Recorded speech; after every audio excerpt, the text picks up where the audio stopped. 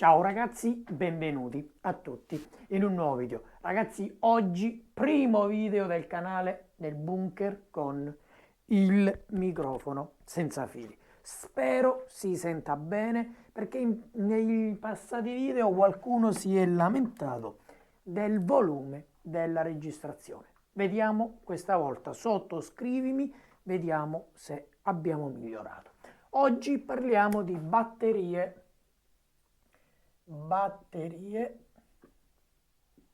per accumulo energia, giusto? Perfetto. E allora perché dobbiamo accumulare? Perché è positivo accumulare energia? E chi può accumulare energia?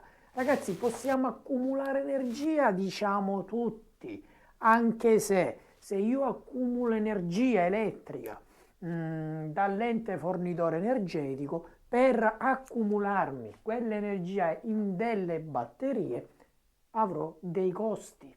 Se invece possiedo un impianto fotovoltaico, un impianto eolico, un impianto idroelettrico in miniatura più o meno grande, poi ovviamente ogni impianto è differente a sé.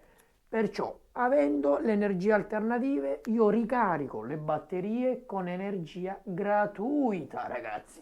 Se invece io prendo l'energia da fuori, dall'ente fornitore energetico, ragazzi, e lì io avrò dei costi. Perciò, batteria, batteria, questa è la batteria, perfetto. E io questa batteria, come detto, la posso ricaricare o da rete elettrica nazionale o da energia alternativa. Ok, perciò ricaricandola da qui avrò soldi in uscita, ok? Ricaricandola da qui giornalmente non avrò soldi in uscita. Ragazzi, è anche vero che per avere un impianto proprio di produzione di energia elettrica devi comprare ciò che serve, i pannelli solari, la turbina eolica, anche le piccolezze, tutta la struttura per tenere la turbina eolica, tutta la struttura per tenere i pannelli solari fotovoltaici, il rotore, il regolatore di carica. Ragazzi, ci sono costi da sopportare, però ragazzi, questi sono investimenti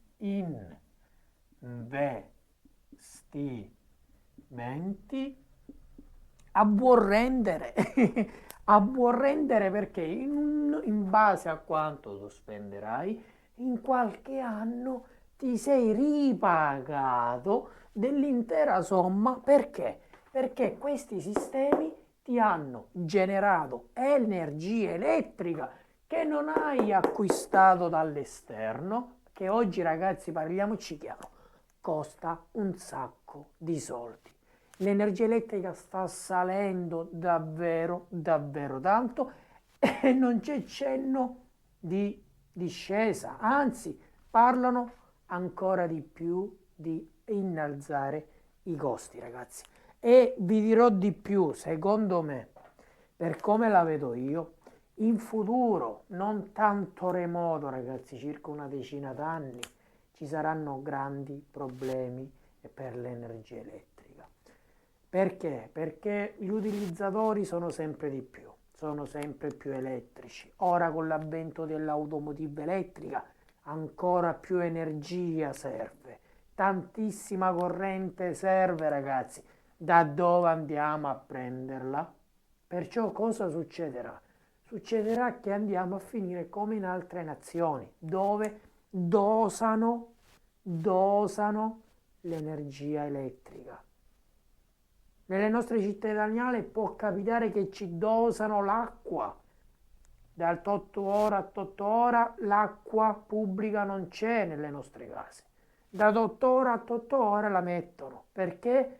Perché fanno un po' per ciascuno, appunto perché non c'è acqua per tutti. Perciò per evitare di avere perdite, per evitare di far andare l'impianto in tilt, loro ti dosano l'acqua. Ora ragazzi, ad oggi forse non c'è problema, ma quando arriveranno davvero tante auto elettriche, camion elettrici, furgoni elettrici, tutto elettrico, dove andremo a prendere l'energia elettrica se il nostro Stato italiano non sta facendo nulla? Nulla per aumentare, triplicare fonti energetiche alternative. Proprio nulla. Perché? Perché loro non pensano che tutto questo consumo un domani possa portare davvero a razionalizzare l'energia elettrica. E per chi non si autoproduce energia saranno problemi. Perché? Perché da 8 ore a 8 ore tu ti vedrai staccare l'energia elettrica, appunto per quel motivo. Perché un po' a te, un po' a te, un po' a te, un po' a te, come già fanno, ripeto, sapete dove? Per esempio in Cina. In Cina, nonostante abbiano il fulcro di produzione di energie alternative, lì producono i pannelli, lì producono e tutto ciò che gira intorno alle energie alternative. Perciò uno può dire lì se li autocostruiscono, perciò abbondano. Sì ragazzi, abbondano, però il problema è un altro, che lì hanno tantissime aziende, lì hanno consumi annui di energia elettrica colossali e nonostante tutto abbiano parchi fotovoltaici enormi, nonostante abbiano le energie alternative in stato avanzato, non ce la fanno. Nonostante tutto, non gli basta l'energia elettrica. Perciò che fanno? Dilazionano. Da 8 ore a 8 ore tu non avrai energia, da 8 ore a 8 ore voi non avrete energia. Eh, se invece tu oggi metti da parte, investi qualcosa per produrti almeno, ragazzi, almeno 3 kW, almeno, ok? Che poi il bello dell'impianto fotovoltaico, delle energie alternative, è che nel tempo possono crescere. Di accumulo, per esempio, il tuo sistema di produzione col fotovoltaico, aggiungendo altri stringhe, altri pannelli, o energia eolica aggiungendo un altro rotore, cioè nel tempo, piano piano, con piccoli sacrifici, puoi avere energia prodotta da te. Sappilo. E oggi chi si autoproduce, ragazzi, sta meglio di chi non si autoproduce. Perché chi si autoproduce è indipendente o parzialmente indipendente. Chi non si autoproduce dipende 100% dall'ente fornitore energetico. E dato che loro vorranno andare a salire i prezzi e combinare tutto questo casino, ragazzi, casino, perché così si andrà a finire. Se non prendono seriamente il problema della scarsità di energia elettrica in circolo, ragazzi, sono problemi per tutti. Perciò, ragazzi, gruppo di accumulo che può essere litio-ioni, litio-ioni, LiFePO4 o anche LTO.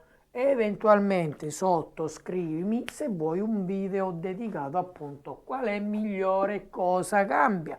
Facciamo un video semplicissimo, ecco, per farti capire quale gruppo di accumulo può andare bene per le tue tasche, per il tuo impianto.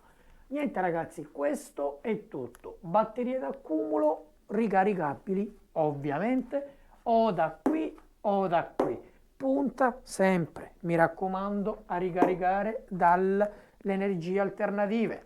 Ritorniamo a parlare della ricarica da rete elettrica. Se io ho un gruppo di accumulo e voglio ricaricarlo da rete elettrica, non mi conviene, perché più è grande il mio gruppo di accumulo, più energia deve entrarci, più il mio fornitore ente energetico mi farà pagare. Perciò avere accumulo senza le energie alternative, a mio avviso, è inutile. Inutile. Anche se puoi dirmi, Fox, io uso il mio gruppo di accumulo connesso al mio contatore tramite un UPS, così se eventualmente mi tolgono l'energia io continuo a utilizzare i miei elettrodomestici. Ok, allora ci siamo. Stai utilizzando il gruppo di accumulo come UPS. Per chi non lo sa, l'UPS è quell'aggeggio semplice che tutti possiamo avere a casa o in ufficio che ti salvaguardia il computer da un eventuale blackout. Se va via la luce, lui subito si autoaccende innescando l'energia elettrica, trasformandola dalla 12 volt della batteria in 220 e a tempo zero, ragazzi, ti alimenta il computer. Così facendo non si spegnerà il computer. Però ragazzi non ha chissà che autonomia. Ci sono quelli buoni, possono durare qualche oretta. Perciò se il tuo scopo è quello, allora ok, ricarichi da qui, però come fonte diciamo di scorta. Ma se vogliamo parlare di energia accumulata e utilizzarla liberamente, giornalmente, di notte, per tutti gli elettrodomestici, uno, le batterie devono essere grandi capacità, e due, per ricaricare grandi capacità di batterie serve grandissima quantità di energia, che comprarla costa tantissimo e non conviene. Perciò energie alternative, cercasi. Puntate ragazzi sempre e solo su quello. Per questo video è tutto, io ti ringrazio, spero non sia stato banale, sia stato invece utile. Iscriviti al canale, commenta e fammi sapere cosa ne pensi. Scrivi sotto, ciao al prossimo video.